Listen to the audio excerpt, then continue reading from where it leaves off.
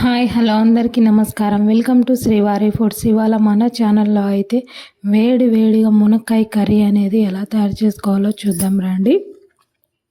ముందుగా స్టవ్ వెలిగించుకొని ఒక కడాయి పెట్టుకొని అందులో తగినంత ఆయిల్ని వేసుకొని ఆయిల్ హీట్ అయిన తర్వాత అందులోనే 1 స్పూన్ ఆవాలు, అలాగే 1 స్పూన్ జీలకర్ర, 1 స్పూన్ మినపప్పును కూడా వేసుకొని ఇవి బాగా ఫ్రై చేసుకోవాలి.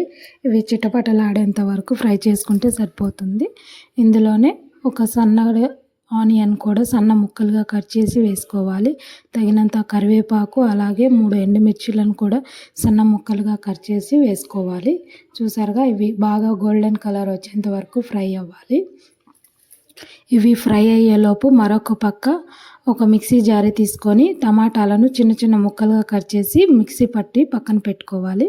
చూసారుగా ఇవి బాగా ఫ్రై అయిపోయిన తర్వాత మన పోపు అనేది ఇందులో మనం మిక్సీ పట్టుకున్న టమాటా పేస్ట్ అనేది వేసి బాగా కలుపుకోవాలి. చూసారుగా ఇలా టమాటాలు అనేది బాగా మెత్తని పేస్ట్ లాగా పట్టుకొని వేసుకుంటే కొంతమంది టమాటాలను ముక్కలు అక్కడక్కడ తగులుతుంటే ఇష్టపడరు, కాబట్టి ఇలా పేస్ట్ చేసుకొని వేసుకోవడం వల్ల పిల్లలు కూడా బాగా నీట్గా తింటారు.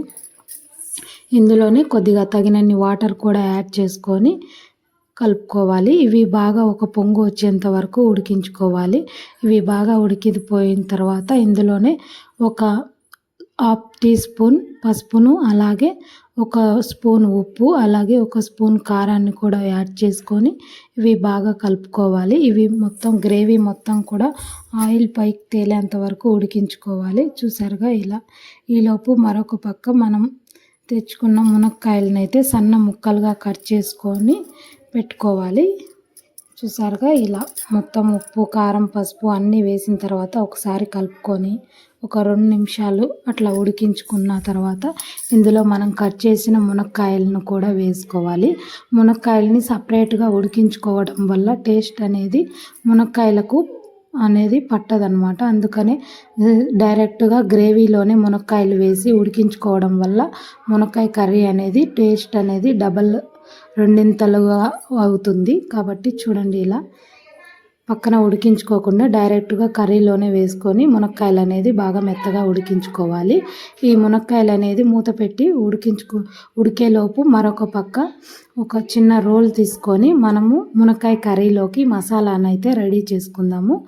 ఈ మునక్కాయలోకి మసాలా అనేది మనం మిక్సర్ గ్రైండ్లో కూడా వేసుకొని చేసుకోవచ్చు, లేదంటే పేస్ట్ అనేది పట్టి పెట్టుకోవచ్చు కదా.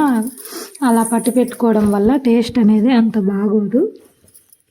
మనం అప్పటికప్పుడు మసాలా అనేది దంచి వేసుకోవడం వల్లనే బాగుంటుంది. కాబట్టి నేను ఎప్పటికప్పుడు బాగా చిన్న రోల్ తీసుకొని అందులో ఒక వెల్లుల్లిపాయ, అలాగే ఒక చిన్న అల్లం ముక్కను వేసి బాగా మెత్తగా పేస్ట్ చేసుకొని దంచుకున్నాను. ఇందులోనే 1 స్పూన్ కొబ్బరి పొడి, అలాగే 1 స్పూన్ ధనియాల పొడిని కూడా వేసి బాగా మరి కాసేపు మెత్తగా అంతా కూడా కలిసిపోయేంత వరకు బాగా మెత్తగా ఇలాగే దంచుకోవాలి. మొత్తం కూడా మెత్తని పేస్ట్ లాగా దంచుకోవడం వల్ల రోట్లో అనేది టేస్ట్ అనేది మసాలా బాగుండుద్ది. చూసారుగా ఈలోపు మన మునక్కాయ కర్రీ అనేది మునక్కాయలు కూడా బాగా ఉడికిపోయింది. మొత్తం ఆయిల్ అనేది పైకి తేలేంత వరకు ఉడికించుకున్నాము. మునక్కాయలు కూడా ఉడికిపోయాయి కదా. ఇప్పుడు మనం దంచుకున్న మొత్తము మసాలాను అయితే ఇందులో వేసుకొని మరొక 2 నిమిషాల పాటు ఉడికించుకోవాలి.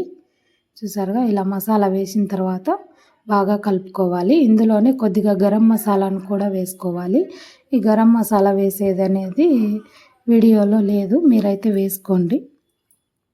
కొద్దిగా గరం మసాలాను కూడా వేసుకొని చివరగా కొద్దిగా కొత్తిమీర వేసుకొని కలుపుకుంటే మన వేడి మునక్కాయ మసాలా కర్రీ అయితే రెడీ అయిపోతుంది. చూడండి, మనము మునక్కాయ కర్రీ అనేది చాలా టేస్టీగా ఉంటుంది. మీరు మసాలా అనేది మొత్తము మన మునక్కాయ కర్రీ టేస్ట్ అంతా కూడా మసాలా చేయడంలోనే ఉంటుంది. కాబట్టి మసాలా అనేది అప్పటికప్పుడు మాత్రమే దంచి వేసుకోవడం వల్ల కర్రీ అనేది చాలా టేస్టీగా ఉంటుంది. ప్లీజ్ మన ఛానల్ని సబ్స్క్రైబ్ చేసి షేర్ చేసి